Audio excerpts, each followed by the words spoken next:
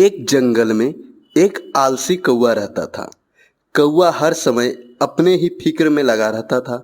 उसे जंगल में रहने वाले अन्य पक्षियों की कोई परवाह नहीं थी। आलसी काली कौवा हर किसी के भोजन पर नजर रखता था और दूसरे पक्षियों का भोजन चुरा कर खा जाता या फिर छीन कर। कालू का घोंसला भी बहुत कमजोर हो गया था, क्योंकि उसने कभी भी घोंसले की मरम्मत का काम नहीं किया था और बरसात के भी दिन आने वाली थी। तो वो सोचने लगा, मेरा घोंसला बहुत कमजोर हो गया है, बरसात को बर्दाश्त नहीं कर पाएगा।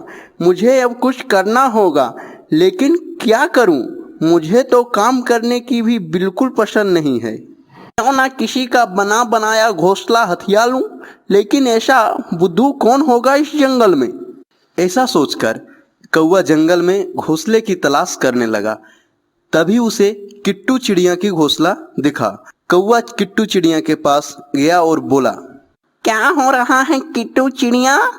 आज मैं तुमसे एक जरूरी बात करने आया हूँ। बोलो कालू, मुझसे क्या जरूरी बात करने आए हो? बात यह है कि जिस पेड़ पर तुम घोंसला बनाए हो ना, ये पेड़ हमारे पूर्वजों का है। जब तुमने इस पेड़ पर घोंसला बनाई थी, तब मैं कुछ दिनों के लिए इस जंगल से बाहर गया था। जब वापस आया तब तुमने यहाँ घोंसला बना लिया था। मैंने सोचा चलो कोई बात नहीं, तुम मेरे बहन की तरह हो। तो फिर क्या हुआ अगर तुमने घोंसला बना ही लिया तो? और मैंने किसी और पेड़ पर घोंसला बना लिया।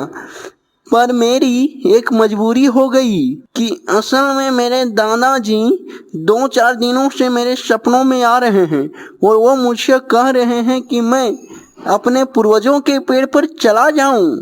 पहले मैंने इस बात को सीरियस नहीं लिया, लेकिन आज रात मेरी तो दादाजी ने अच्छी खलास ले ली। अब तुम ये पेड़ छोड़ दो, कहीं ऐसा ना हो कि मेरे दादाजी को गुस्सा आ जाए और उनकी आत्मा आकर तुम्हें ही साथ ना ले जाए। किट्टू चिड़िया भी बहुत चालाक थी। वो कालू कौवे की हरकत से बहुत ही अच्छी तरह से वाकिफ।